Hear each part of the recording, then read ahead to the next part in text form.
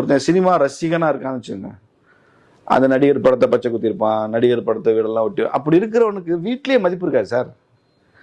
அவங்க அப்பா அம்மா கூட ரொம்ப பெருசாக சீரியஸாக எடுத்துக்க மாட்டாங்க, மனைவியே மதிக்க மாட்டா, அன்லஸ் அவளும் அந்த ஃபேனாக இருந்தால் மதிப்பான். புரியுதா? இப்போ சமுதாயத்தில் பெரிய அக்செப்டன்ஸ் என்ன இருக்கும்? ரசிகர்களுக்கு அக்செப்டன்ஸ் இருக்காது.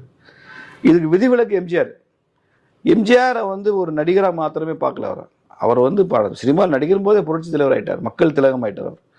அவரை பார்த்தது வந்து ஒரு பெரிய மக்கள் தலைவர் சினிமாவில் நடிக்கிறாருன்னு பார்த்தாங்க. இந்த மக்களுக்கு நல்லது செய்கிற ஒரு தலைவர் சினிமாவில் தொழிலாக நடிச்சிட்டு இருக்காருன்னு பார்த்தாங்க. அவரை தாண்டி எல்லாரையுமே என்ன நினைக்கிறாங்கன்னா, சினிமாக்காரர் அரசியலுக்கு வராருன்னு பாக்குறாங்க. எம்ஜிஆர் மக்கள் பார்த்ததுக்கும் இதுக்கும் வித்தியாசம் இருக்கு. அடுத்த எம்ஜிஆர் தான் விஜய் அப்படின்னு சொல்றாங்க. அந்த அளவுக்கு அழகு இல்லைங்க சார், வாய்ப்பே இல்லை. நீங்க எம்ஜிஆரோட கற்பனையே பண்ணாங்க தயவு செய்து. இதெல்லாம் எம்ஜிஆருக்கு செய்யற ஒரு பெரிய துரோகம் அது. நான் வந்து எனக்கு நல்லா நினைவு இருக்குங்க, 4th ஸ்டாண்டர்ட் படிக்கிறேன்னு நினைக்கிறேன் நான். ஆமாம், 4th ஸ்டாண்டர்ட். திடீர்னு ஒரு நாள் எங்கள் வகுப்பு ஆசிரியர் வந்து, உங்களுக்கு இன்னையிலேருந்து லீவுன்ட்டார். என்ன லீவு? காலாண்டு பரீட்சை இல்லை, அரையாண்டு பரீட்சை இல்லை, ஒன்றுமே இல்லை. திடீர்னு இடையில ஏதோ லீவ் விடுறாங்க. என்ன லீவுன்னா, எம்ஜிஆரை கட்சியில் எடுத்து நீக்கிட்டாங்க, அதனால தமிழ்நாடு முழுக்க ஒரே சட்டம் ஒழுங்கு பிரச்சனையாக இருக்குது, அதனால எல்லா பள்ளி கல்லூரியில் விடுமுறைப்பான்.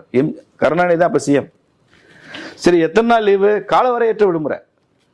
அடுத்த அறிவிப்பு வரல எப்போ சார்? நான் சொல்கிறேன், 75 வருஷம் ஆச்சு இந்தியா சுதந்திரம் அடைஞ்சு. தமிழ்நாட்டில் கல்லூரிகள் ஸ்ட்ரைக் நடந்தால் காலவரையற்ற விடுமுறை, இன்டெஃபினிட் ஹாலிடேஸ் விடுவாங்க, இன்டெஃபினெட்லி க்ளோஸ்ன்னு போடுவாங்க.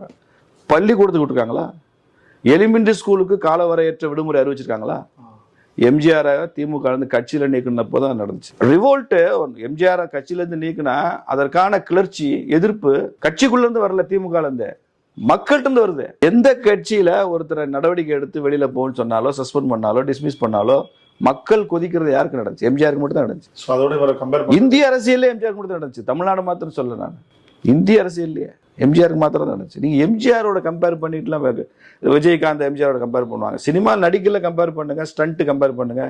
எம்ஜிஆர் மாதிரி டூயட் நல்லா பாடுவாரு, மக்களோட மக்களா இருக்கிற மாதிரி காட்சிகள் இருக்கு, அதெல்லாம் கம்பேர் பண்ணலாம். கெரிஸ்மா, அவருக்கு இருந்த மக்கள் அந்த செல்வாக்கு, வசீகரம், அதோட நீங்க யாரையுமே கம்பேர் பண்ண முடியாது. MGR is a phenomena, he is not a person, he is a phenomena, அதோட ஒப்பிட முடியாது.